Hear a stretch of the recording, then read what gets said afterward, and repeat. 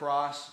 But if you do the 444 minus 476, it puts us right in that 32 to 33 AD time frame, which is when Jesus was here on the earth and when he died on the cross.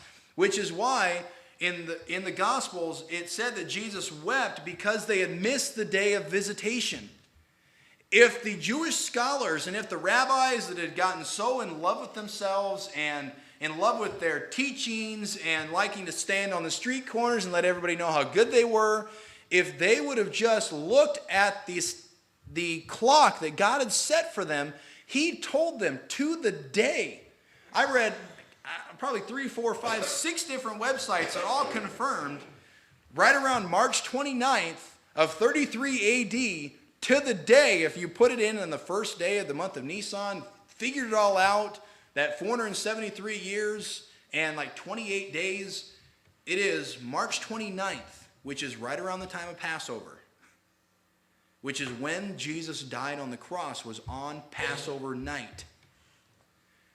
So God gave them to the very day in Scripture a prophecy for when Messiah would not only walk into Jerusalem, but then would be killed and crucified on the cross for all their sins.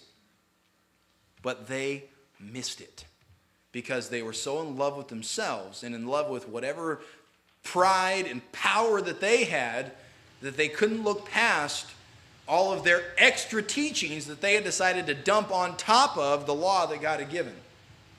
Which is why we have to be so careful in what we do in our lives that we don't get so caught up in ourselves that we miss when God is sitting here with flashing lights in our faces saying, this is the will that I have for you. This is what I want you to do. Pay attention to this. So to kind of step outside of the eschatology here and to get into commitmentology, that's what it's called. Your commitment to God in your own Christian life, how are you doing? Are you getting so caught up in all the knowledge of learning all these little intricacies that you're missing the flashing red lights right in front of you? What is God calling you to do in this church and in your own life that you are ignoring because of your own selfish pride and your own love for yourself? And if you don't want to admit that you love yourself, that's step number 1.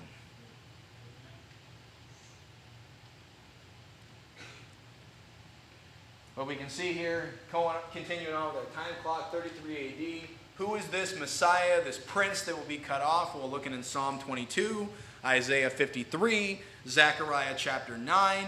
On and on and on, there are prophecies in the Old Testament about the Messiah who would come that would not just conquer the Romans, it would not just conquer the earthly powers, but more important to him was conquering the spiritual battle. The sin in our lives that will trap us forever in a lake of fire and separation from him. That had to be done first. Isaiah 53, talking as he was led as a lamb before the shears to the slaughter. They didn't want to read Isaiah 53. They wanted the king that was coming in power. Then in 70 AD, the temple is destroyed. From this time, it's destroyed by the Romans. Israel is scattered throughout the world. People just going all over again. Turning back to the first page, 1400 BC, Deuteronomy chapter 28. And the Lord shall scatter thee among all people from one end of the earth even unto the other, and among these nations thou shalt find no ease. That was not just for them in the Old Testament. That was for them now, even during the church age. If Israel would not follow God, they would be scattered over the whole earth. If they would continue to worship their false idols, Baal, Chemosh, for a couple of examples, Ashtaroth, the gods of all the people that were around them, if they would continue to do that, God would spread them all over the earth, and they would not find it to be easy. And I think we can all agree, just by reading very little world history, you can see that it has not been easy for the Jews. Even when they weren't a, quote, nation. From 70 AD until 1948, they were all but gone. They did not have a home of their own. even before they became a nation in 1948. Hitler was persecuting the Jews, and 6 million died during the Holocaust. They didn't even have a land to call their own at that time.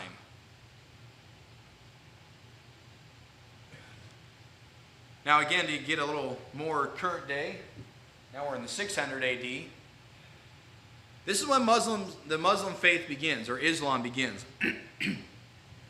This is when Muhammad had his vision from God, that basically he said that he saw into heaven God and Abraham, or the God of Abraham, Isaac, and Jacob came down to him and told him that he was now part of this chosen nation, and that he was now to set up a new religion because God cannot deal with the church or Israel anymore.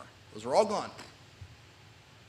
And that's why, because he knew that this was now, he needed to have all of the earthly places that the Israelites had. That's when the jihad, the holy war, begins. And in 638 AD, the Muslims take control of Jerusalem from Byzantium, which is Rome. Rome turned into the Byzantine Empire. So 638 AD is when the Muslims take control of Jerusalem. 50 years later is when they completed construction of what is now known as the Dome of the Rock on Mount Moriah. Now, what is Mount Moriah? Well, again, we need to go all the way back to the book of Genesis. Book of Genesis, this is where Abraham, God told him to take his son Isaac out on a trip, take him up to a mountain, sacrifice him. This was the promised child. Abraham is now he was 100 years old when Isaac was born. Isaac is now most likely a teenager, so now he's in his 115s, getting close to 120. And God tells him that you're going to take that chosen son that I just gave to you by miracle through Sarah, which I had promised you all along the way, and you're going to kill him. Doesn't dispute it at all, takes him up to the mountain, gets ready, ties him all up, gets ready to kill him. The angel of the Lord calls out and says, Abraham, stop. They provide a ram in the thicket. The place was called Jehovah Jireh.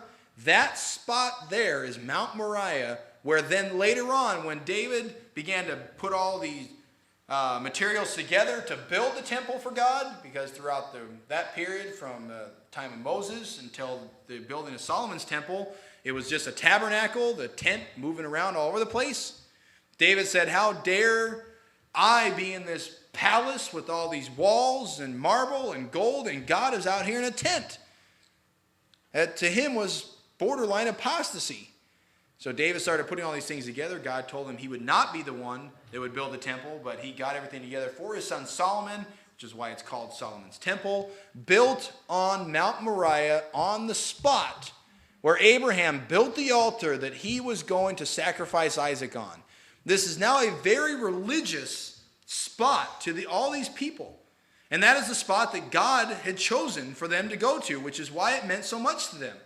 And now there is this Arab-Israeli war going on over this spot, because when Muslims took it over, they built their temple, in a sense, right over the same spot as where the Jewish temple was supposed to be built. Big deal, which is still causing problems for our world political structure today. Then that's why we see now a couple hundred years later, in 1948, already mentioned this a few times, Israel returns following World War II, reestablished as a nation. 19 years later, in the Arab-Israeli War, Israel actually took control once again of the Temple Mount, took control of Jerusalem, but for political reasons allowed the Arabs to continue sort of being the monitor for that site, and did not rebuild their temple right away, even though I know that they wanted to. And they still want to today. They are ready. They have the plans all set out. They have materials ready to go. They are just waiting for the time